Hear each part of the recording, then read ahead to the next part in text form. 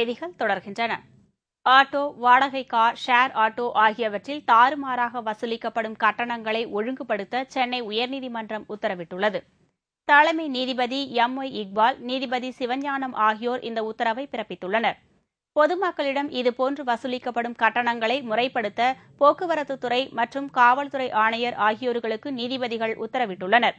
சென்னையில் ஓடும் ஆட்டோ, வாடகை கார், ஷேர் ஆட்டோ ஆகியவற்றில் கட்டணங்கள் இவ்வளவுதான் என்று நிர்ணயிக்கப்படாமல் தாறுமாறாக வசூல் செய்யப்படுவதாகவும் அதனை ஒழுங்குபடுத்த வேண்டும் என்றும் சென்னை உயர்நீதிமன்றத்தில் பொதுநல வழக்கு ஒன்று தொடரப்பட்டது. அதன் அடிப்படையில் இந்த உத்தரவு பிறப்பிக்கப்பட்டுள்ளது. தமிழ்நாடு மோட்டார் வாகன சட்டத்தின்படி ஒரு பொதுநல வழக்கு ஹைகோர்ட்டில் தொடர்ந்திருக்கோம். இந்த வழக்கில் அதாவது ஆட்டோ, டாக்ஸி, ஷேர் ஆட்டோ இது மூணும் குறிப்பிட்ட அளவில் பஸ் ஸ்டாண்டில் நிற்கணும், கட்டணத்தினுடைய ஃபேரை ஒழுங்காக நிர்ணயிக்கணும்னு சொல்லிட்டு ஒரு மனு தொடர்ந்திருந்தோம். அதன்படி ஒரு வாரத்துக்குள்ளே நடவடிக்கை இருக்கிறதா சொல்லி நீதிபதியை அவர்கள் குறிப்பிட்டார். குறவர் இன பழங்குடி மக்கள் மீது தொடர்ந்து பொய் வழக்கு பதிவு செய்து குற்றவாளிகளாக சித்தரித்து வரும் தஞ்சை மாவட்ட காவல்துறையினரை கண்டித்து 100க்கும் மேற்பட்ட பெண்கள் சாகும் வரை உண்ணாவிரத போராட்டத்தில் ஈடுபட்டுள்ளனர். தஞ்சை மாவட்டம் முத்துவீரன்பட்டி, மோனோஜிப்பட்டி, முன்னையன்பட்டி உள்ளிட்ட தஞ்சை மாவட்டத்தில் பல்வேறு பகுதிகளில் வசிக்கும் குறவர் இன மக்கள் மீது பொய் வழக்குகள் பதிவு செய்வதும் சட்டவிரோத காவலில் சித்திரவதை செய்வதும் நடைபெறுவதாக புகார் எழுந்துள்ளது. குறவர் இன மக்களில் ஆண்கள், பெண்கள் என்ற பேதமின்றி அனைவரையும் வன்கொடுமைகளுக்கு காவல்துறையினர் உட்படுத்துவதாக கூறி 100க்கும் மேற்பட்ட குறவர் இன பெண்கள் சாகும் வரை உண்ணாவிரத போராட்டத்தை மேற்கொண்டுள்ளனர். இவர்களது போராட்டத்திற்கு பல்வேறு அரசியல் கட்சியினரும் ஆதரவு தெரிவித்துள்ளனர். குறவர் இனத்த மக்களை குற்றப்பரம்பரையினராக கருதி பல்வேறு பொய் வழக்குகளில் சிக்க வைப்பது என்பதும், அவர்களை இரவில் பிடித்துக் கொண்டு போய் பல நாட்கள் சட்டவிரோத காவலில் வைத்து சித்திரவதை செய்வது என்பதும், பிறகு பொய் வழக்குகள் போடுவது என்பதும், ஆண்கள், பெண்கள் அனைவரையும் பல்வேறு வகையில் துன்புறுத்துவது என்பதும் தொடர்ச்சியாக நடைபெற்றுக் கொண்டிருக்கிறது. மதுரை ஆதீன மடத்தில் சட்டவிரோத செயல்கள் நடப்பதாக நித்யானந்தா, ரஞ்சிதா ஆகியோருக்கு சென்னை உயர்நீதிமன்ற மதுரை கிளை நோட்டீஸ் அனுப்பியுள்ளது. இந்து மக்கள் கட்சியைச் சேர்ந்த சோலை கண்ணன் என்பவர் தாக்கல் செய்துள்ள மனுவின் அடிப்படையில் இந்த உத்தரவை நீதிபதி செல்வம் பிறப்பித்தார். கடந்த மே மாதம் மதுரை ஆதீன மடத்திற்கு சென்றபோது அங்கு நித்யானந்தா, அவரது சீடர்கள், நடிகை ரஞ்சிதா உள்ளிட்டோர் இருந்ததாகவும், அப்போது பருகுவதற்காக பரிசுத்த நீர் என்ற பெயரில் பானம் ஒன்று கொடுக்கப்பட்டதாகவும், இதை குடித்த பின்பு அங்கு ஆட்சேபகரமான பல்வேறு விஷயங்கள் நடந்ததாகவும் அந்த மனுவில் கூறப்பட்டிருந்தது. ஆதீன மடத்துக்குள் 10க்கும் மேற்பட்ட புலித்தோல் மற்றும் யானை தந்தங்கள் இருந்ததாகவும், ஆகையால் இதுகுறித்து உரிய நடவடிக்கை எடுக்க வேண்டும் என்றும் மனுவில் குறிப்பிடப்பட்டிருந்தது.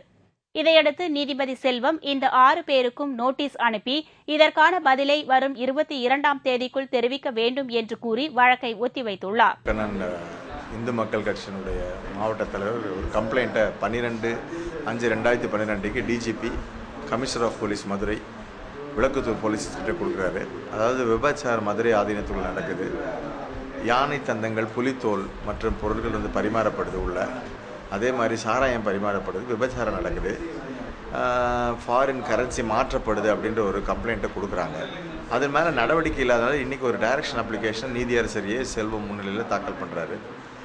அதாவது அதனுடைய பிரதிவாதிகள் director general of police, COP Madurai, Vilakkuthoor inspector Nithyananda, Ranjitha, வைஷ்ணவிங்க மேலே இந்த 4 பிரிவின் கீழ் 4 ஆக்ட் கீழே கேஸ் ரெஜிஸ்டர் பண்ணணும் அப்படின்னு போட்டிருக்காரு.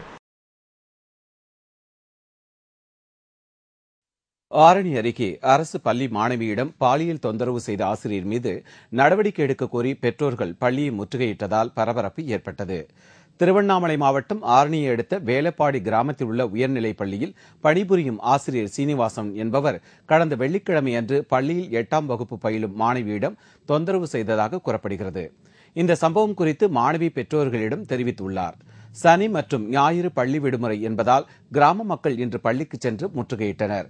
தலைமை ஆசிரியர் பிரேமா மேலதிகாரிகள் மூலம் சீனிவாசன் மீது நடவடிக்கை எடுக்கப்படும் என்று கிராம மக்களுக்கு உறுதியளித்தார். இதுகுறித்து ஆசிரியர் சீனிவாசனிடம் காவல்துறையினர் விசாரணை நடத்தி வருகின்றனர்.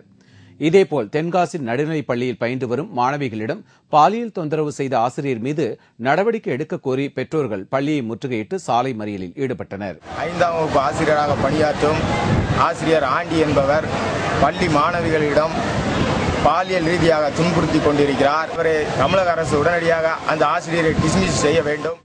இதுகுறித்து தகவல் அறிந்த போலீசார் சம்பவ இடத்திற்கு விரைந்து வந்து பெற்றோர்களிடம் சமரசம் செய்ததை அடுத்து அவர்கள் கலைந்து சென்றனர். தேனி மாவட்டம் கம்பம் பகுதியில் பீட்ரூட் கிழங்கு அதிகம் விளைச்சல் அடைந்துள்ளதால் போதிய விலை கிடைக்காமல் விவசாயிகள் கவலை அடைந்துள்ளனர். 1 கிலோ பீட்ரூட் 7 ரூபாய்க்கு விற்பனை செய்கிறார்கள் விவசாயிகள். அதை 30 ரூபாய்க்கு விற்கிறார்கள் வியாபாரிகள். இதனால் கொள்ளை லாபம் பெறுவது இடைத்தரகர்கள்தான். ராயப்பன்பட்டி, அணைப்பட்டி, கேகேப்பட்டி ஆகிய பகுதிகளில் 500க்கும் மேற்பட்ட ஏக்கரில் பீட்ரூட் விவசாயம் பயிரிடப்பட்டு வருகின்றன. இந்நிலையில் இப்பகுதியில் அறுவடை செய்யப்பட்ட கிழங்குகளை மாநிலத்தின் பல்வேறு மாவட்டங்களுக்கு கொண்டு செல்லப்படுகின்றன. கிலோ ஒன்றுக்கு 7 ரூபாய் முதல் 10 ரூபாய் வரைதான் விற்பனையாகின்றன. இதனால் விவசாயிகள் மானியம் வழங்கக் கோரி அரசுக்கு கோரிக்கை விடுத்துள்ளனர். அதிமுக அரசின் 10 மணி நேர மின்வெட்டை கண்டித்து அரியலூர் மாவட்டம் மீன்சுருட்டி மற்றும் அதனை சுற்றியுள்ள கிராமங்களில் இன்று ஒருநாள் கடையடைப்பு போராட்டம் நடைபெற்றது. தமிழகத்தில் உள்ள கிராமப் பகுதிகளில் 3 மணி நேரம் மட்டுமே மின்வெட்டு அமல்படுத்தப்படும் என்று அதிமுக அரசு அண்மையில் அறிவித்தது. ஆனால் அரியலூர் மாவட்டம் மீன்சுருட்டி மற்றும் அதன் சுற்று வட்டார கிராமங்களில் தொடர்ந்து 10 மணி நேரம் மின்வெட்டு அமல்படுத்தப்படுவதாக அப்பகுதி மக்கள் குற்றம் சாட்டியுள்ளனர். தொடர் மின்வெட்டால் விவசாயிகள், வர்த்தகர்கள் மற்றும் பொதுமக்கள் கடும் பாதிப்புக்குள்ளாகி வருகிறார்கள். மின்வெட்டால் விவசாய நிலங்களுக்கு போதிய அளவு தண்ணீர் பாய்ச்ச முடியாததால் பயிர்கள் காய்ந்து வருகின்றன. மின்வெட்டை களைய நடவடிக்கை எடுக்காத அதிமுக அரசின் மெத்தன போக்கை கண்டித்து மீன்சுருட்டி அதனை சுற்றியுள்ள கிராமங்களில் கடையடைப்பு மற்றும் தர்ணா போராட்டம் நடைபெற்றது. தமிழக அரசை கண்டித்து நடைபெற்ற தர்ணா போராட்டத்தில் ஏராளமான மக்கள் கலந்து கொண்டனர்.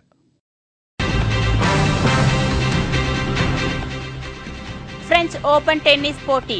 ஜோகோவிச்சை வீழ்த்தி ரஃபேல் நடால் 7ஆம் முறை சாம்பியன் பட்டம் வென்று வரலாற்று சாதனை. விவரம் இடைவேளைக்கு பிறகு.